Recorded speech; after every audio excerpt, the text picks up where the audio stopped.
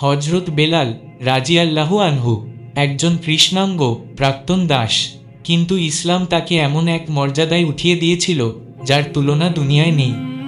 একদিন কাবার সামনে দাঁড়িয়ে তিনি যখন আল্লাহু আকবার আল্লাহু আকবার বলে আজান দিচ্ছিলেন, চারদিক স্তব্ধ হয়ে যায়।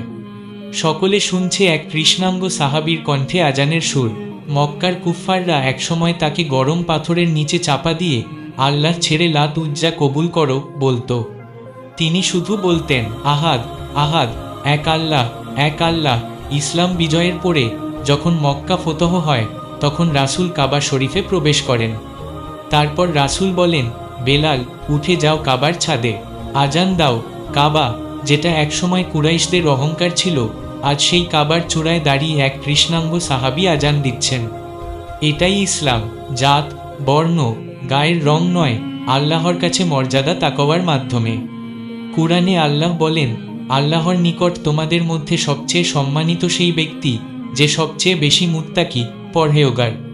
সূরা হুজুরাত ৪৯:১৩।